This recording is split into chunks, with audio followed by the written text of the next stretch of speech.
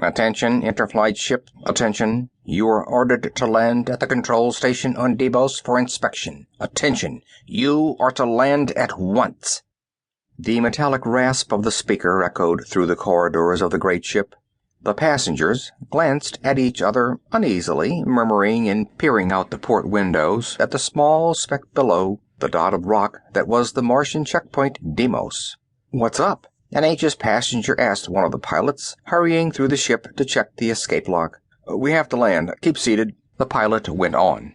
Land? But why? They all looked at each other. Hovering above the bulging Interflight ship were 3 slender Martian pursuit craft, poised and alert for any emergency. As the Interflight ship prepared to land, the pursuit ships dropped lower, carefully maintaining themselves a short distance away.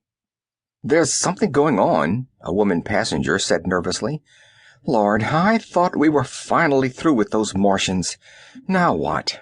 "I don't blame them for giving us one last going-over," a heavy-set businessman said to his companion. "After all, we're the last ship leaving Mars for Terra. We're damn lucky they let us go at all." "You think there will really be war?" a young man said to the girl sitting in the seat next to him.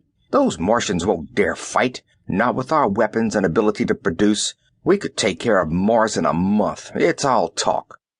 The girl glanced at him. "Don't be so sure. Mars is desperate. They'll fight tooth and nail. I've been on Mars 3 years." She shuddered. "Thank goodness I'm getting away. If—" "Prepare to land," the pilot's voice came. The ship began to settle slowly, dropping down toward the tiny emergency field on the seldom visited moon. Down, down the ship dropped. There was a grinding sound, a sickening jolt, then silence. "We've landed," the heavy-set businessman said. "They'd better not do anything to us. Terra will rip them apart if they violate one space article." "Please keep your seats," the pilot's voice came. "No one is to leave the ship. According to the Martian authorities, we are to remain here." A restless stir filled the ship. Some of the passengers began to read uneasily. Others stared out at the deserted field, nervous and on edge, watching the 3 Martian pursuit ships land and disgorge groups of armed men. The Martian soldiers were crossing the field quickly, moving toward them, running double time. The Interflight spaceship was the last passenger vessel to leave Mars for Terra. All other ships had long since left, returning to safety before the outbreak of hostilities. The passengers were the very last to go, the final group of Terrans to leave the grim red planet, businessmen, expatriates, tourists, any and all Terrans who had not already gone home. "What do you suppose they want?" the young man said to the girl. "It's hard to figure Martians out, isn't it? First they give the ship clearance, let us take off, and now they radio us to set down again. By the way, my name's Thatcher, Bob Thatcher. Since we're going to be here a while—" The port lock opened. Talking ceased abruptly as everyone turned. A black-clad Martian official, a province leiter, stood framed against the bleak sunlight, staring around the ship.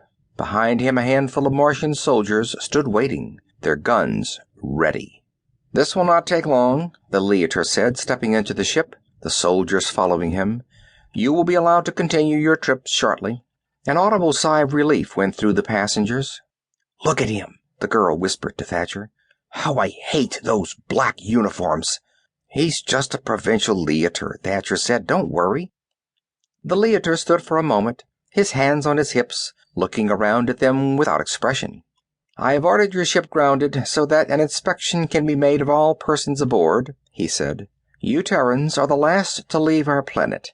Most of you are ordinary and harmless. I am not interested in you. I am interested in finding 3 saboteurs, 3 Terrans, 2 men and a woman, who have committed an incredible act of destruction and violence. They are said to have fled to this ship." Murmurs of surprise and indignation broke out on all sides.